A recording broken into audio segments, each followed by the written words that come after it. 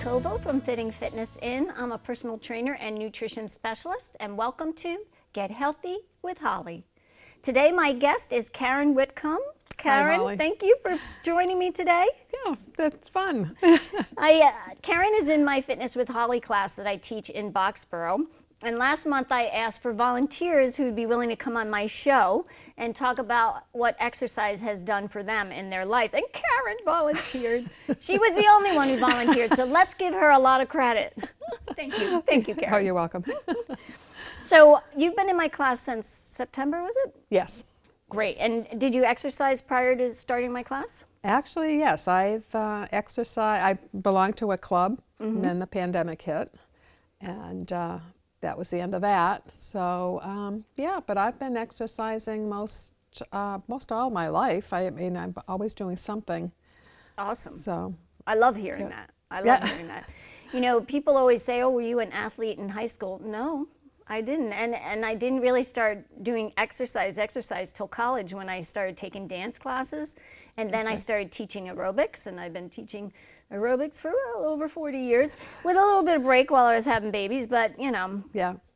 So I thought it was fun. And so what do you think, what do you notice about your body or your energy or your stamina when you're exercising? I think I feel more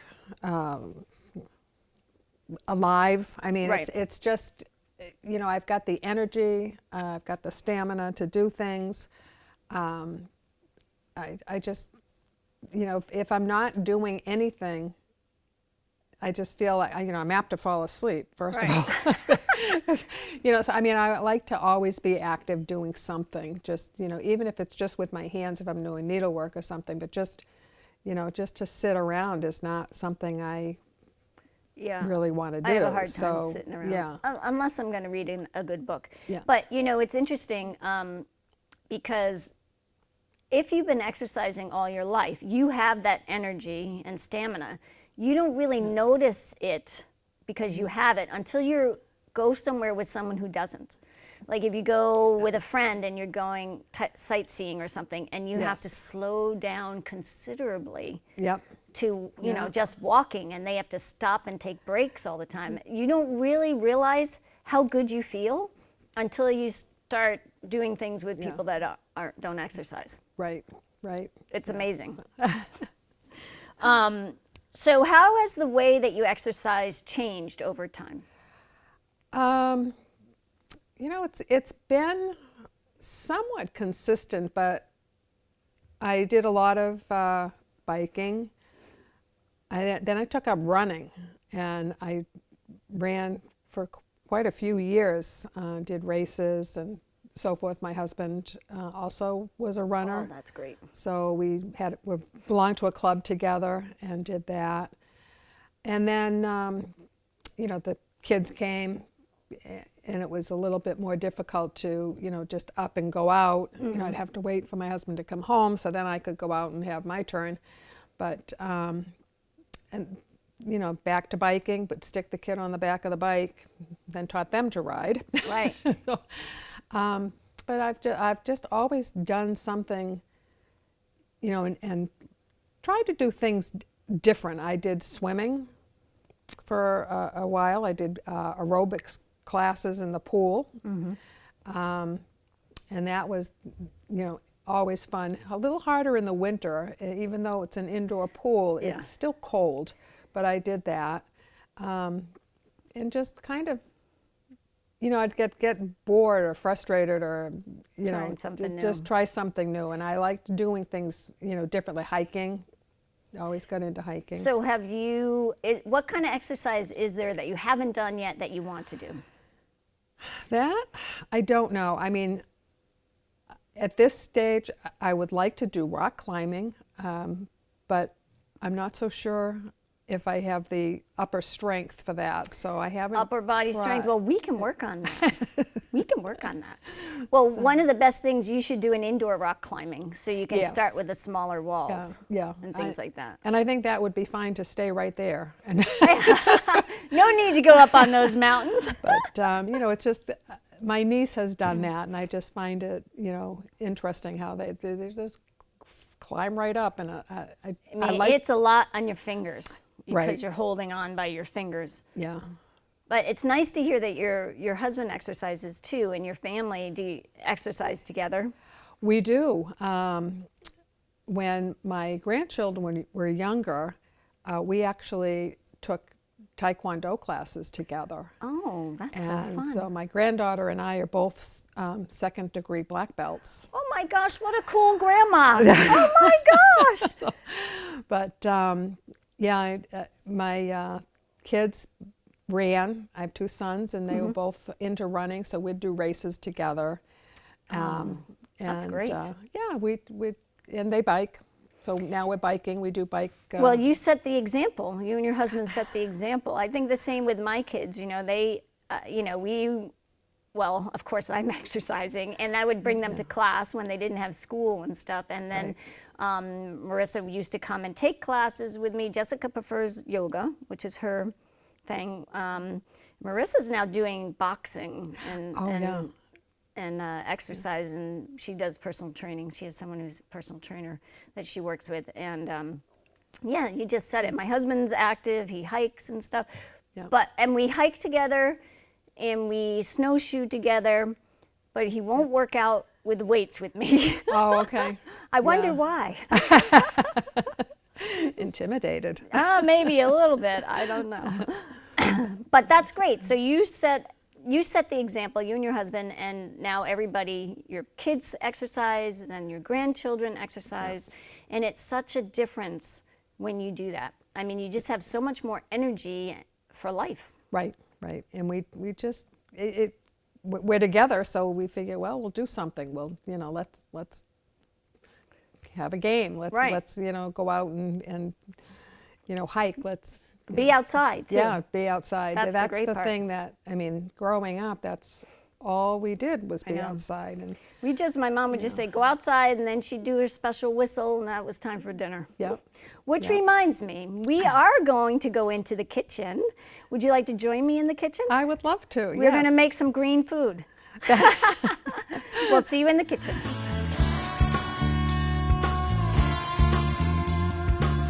Here we are in the kitchen, and today we're going to work with matcha. Gotcha matcha. So matcha is green tea. It is ground up green tea. This is what it looks like, that green right there. And this is what I have it in. So it's green tea leaves all ground up. Okay. And it has a lot of great compounds for us. It's antioxidant, antimicrobial, anti-diabetic, everything. And so we're going to use it because it is March and it is St. Patrick's Day tomorrow. And so we're going to use it for some green in our matcha white chocolate bark. All right, and then we'll talk a little bit more about that. So first thing we need to do is we have 12 ounces of white chocolate chip. We have 1 tablespoon of matcha powder. Now I am using premium matcha powder that I got at Idlewild. And then 1/3 cup of dried tart cherries. I chopped those up last night.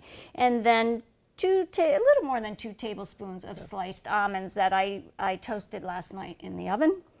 And then we'll use a little bit of this sea salt. Okay? So let's start with, I'm going to put this in the microwave for 30 seconds at a time. I like the 30 seconds because you just hit one button and then it's 30 seconds, so you don't have to keep worrying about it. But we want to get it all melted, and then we'll mix in the matcha. And then we'll put it on this sheet pan, which I covered with parchment paper. And then we'll refrigerate it for about 15 minutes. And then we will eat it. Yes, and it will be a nice green dessert. I don't make a lot of desserts on the show because I try to stay healthy, but this is, this has a lot of good things in it. Yeah. So every 30 seconds we take it out, we mix it, see if we can mix it a little bit. This definitely needs more. So put it in for another 30 seconds. If you go too much longer than that, you might get beyond. Yeah. So for a total of 1.5 minutes, we'll do 30 seconds each and see what happens there. Okay. Anyway, so I'm excited about this matcha. And then after that, we'll make a matcha latte. That Sounds good too. So I made one yesterday just to make sure it would taste good, because I don't want to make something here that I'm not aware of. And I used almond milk, and it was good. The recipe is very small though; it doesn't make a lot, so we're gonna double it. Okay. Maybe even more than double it. All right. Ooh, this is getting better. So let's mix this. Melt it. You might need one more. 30 seconds. Getting there. All right, look at this chocolate. That looks very good. That looks good. Now we're gonna mix in the matcha. Ooh. Boy. So the reason this is so green, matcha, it is actually grown in the shade. So because it's grown in the shade, oops, be gentle, Holly. It's going all over the place. It has more chlorophyll, and the chlorophyll is what gives it its green color. Huh. So a little bit of history on matcha. Matcha was discovered by a Buddhist monk, and he brought it to Japan. Can I say his name? Mayan Asai, I think that's how you say it. Anyway, he planted the plants in the garden of the Buddhist temple in Kyoto. And so he was the first person to use the green tea leaves to grind them up, harvest them, grind them up, and use them as a tea. Look at how green that is. Look at that. That's looking very nice, huh? All right, now we're going to pour it on here. Woohoo, yeah. I guess I should turn the other way around so you could see it better, huh? Boy, this definitely is green, huh? Ooh. All right, I'm going to give you this little guy. See if you can get the rest of that out while I spread this. So we're going to spread this a little thinner. We don't want it too thick.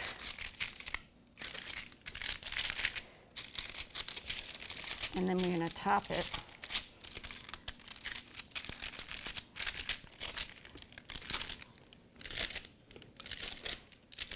Look at that.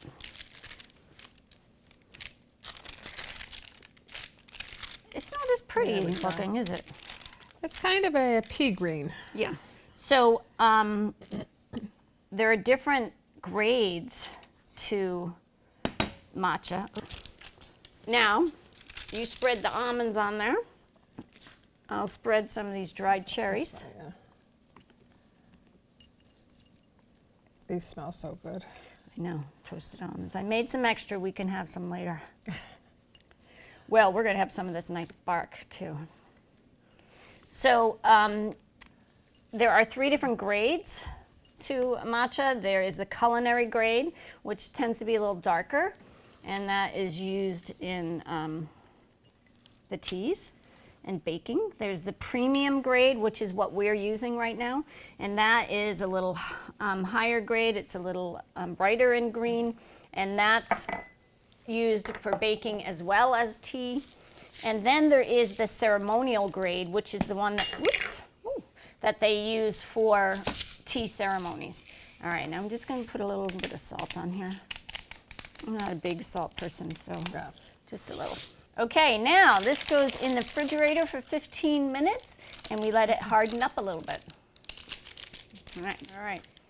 Okay, Karen, now we're going to make some matcha latte. Okay, so I have some, I'm making it with almond milk. You can make it with regular milk. You can make it with oat milk, whatever. You can use a frother. We don't happen to have one today, but we're just going to use a spoon to mix it. So I have almond milk heating. The recipe calls for 3/4 of a cup of hot milk, but I find that it was very small. Yes. And so we're going to double the milk, but not the matcha, because I find that the matcha is strong. I made this yesterday, and it is strong. So we're going to stick with the same on the matcha. We're just going to kind of double up the milk. Okay. So we're using the almond milk. We're using our premium matcha, and we're going to sweeten it up a little bit with honey. Sounds good. Yep. Yeah. Okay.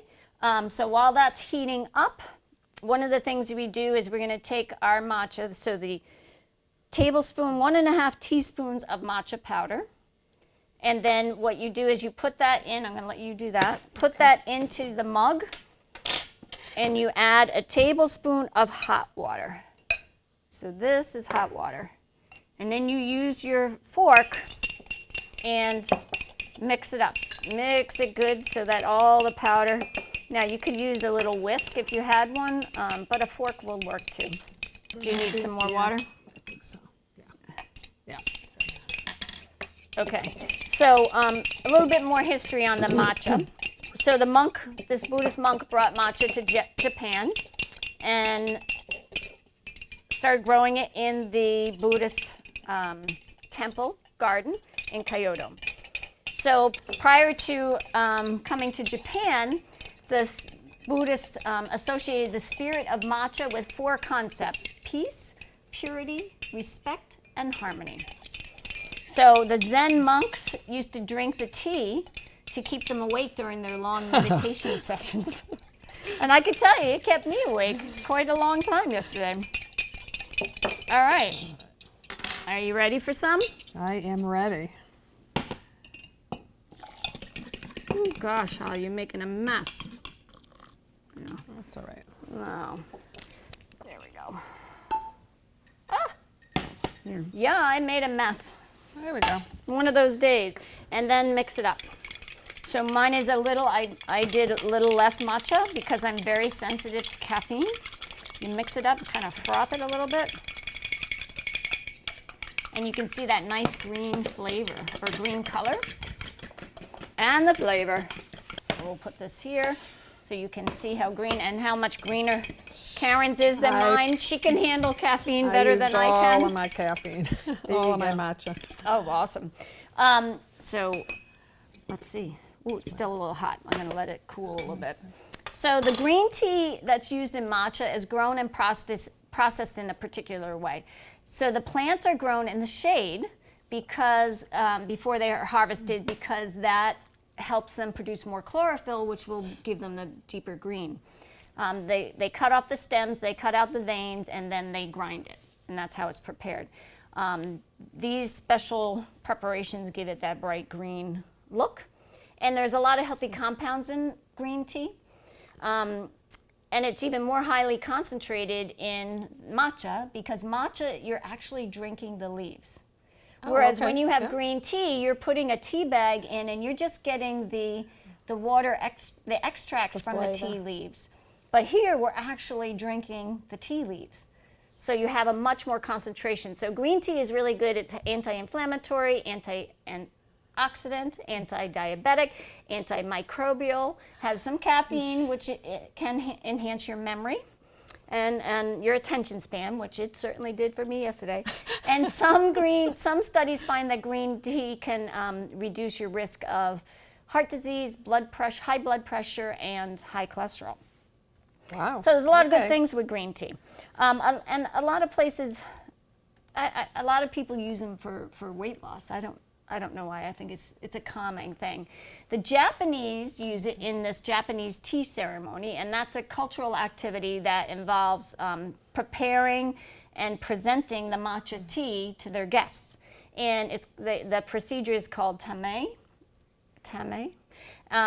And the tea ceremony has 4 basic principles: harmony, respect, purity, and tranquility. So in that tea ceremony, every movement, every step, every moment is precisely derived in that ceremony. And the tea ceremony is used to prepare drinks for your guests, to make them feel at home, to make them feel at peace. You have it in the tea hut, so that you're away from all of the distractions of everyday life, so that you can relax and enjoy it. They have informal teas gatherings, which are called chakai, and then they have more formal ones that are called chaji. And I looked that up. So again, the difference between green tea and matcha is we're actually drinking the tea leaves. Right, okay. Whereas the green tea, you're not. There's a thing called dirty matcha, and that's when you put a shot of espresso in it. Oh. Talk about caffeine overload, but it makes like it dirty. It makes it, doesn't make it, changes the color. So, and I mentioned earlier that there's 3 grades of matcha. There's the culinary grade, which is a little darker and less vibrant than the premium and ceremonial, and that's because it's used in cooking and baking. Okay. And then the premium, which is what we're using. How does it taste? That's not bad at all. Wow. Oh, we forgot our honey. Yeah, you know what? This is a new honey, so let's open it up. It's not bad, but we can sweeten it up a little bit with some honey. So put as much as you need in there. You sweeten it to taste. Premium is used for both drinking and cooking, and then the ceremonial, which is made from Ichibancha, which is the first harvest, the first leaves that are harvested. It's smoother flavor. It's more traditional preparation as tea, and that's what they use in the ceremonies.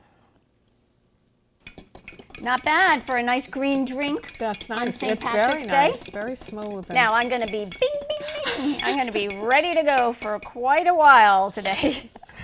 good house cleaning day. Yeah, yeah, right. So there are some new colors that are out with matcha that's been kind of cropping up in the last years and gaining popularity. There's blue matcha, and blue matcha is made from the butterfly pea flowers, and that color is the drink's more of a lavender or a deep blue. Oh, that sounds pretty. The difference is it's there's no caffeine, so it's a caffeine-free herbal tea, and it kind of tastes a little bit like chamomile tea.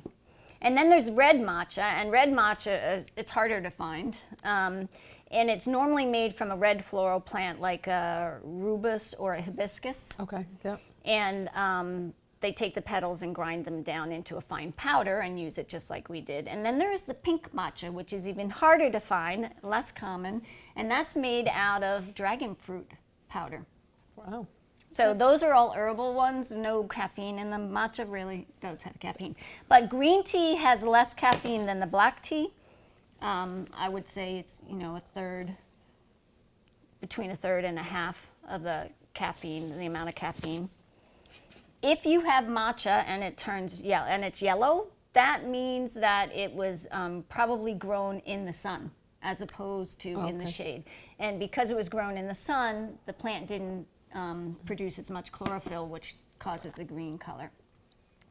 If you have matcha and it turns brown, that's because it oxidized. That's the oxidation process. It's still good, but if you want to keep it nice and green, you want to keep it in an airtight container in a cool and dark place. So this came in an airtight container in a airtight package. All right. It's not cheap. I don't think it's something you eat every day, you drink every day. Something special. You can make a smoothie with this. What else can we do with this? Well, we can make matcha tea. We can put it in baked goods. We can put it in our morning oatmeal. We can put it in granola. We can put it and make matcha noodles. You can put it in your green smoothie. You can put it on your popcorn. Oh. And you can make matcha chocolate bark like we did, or matcha lattes. There you go.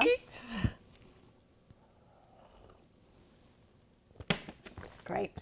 I like it. Yeah. It's good. Yeah. And here we have our matcha white chocolate bark, looks yummy, and our matcha latte.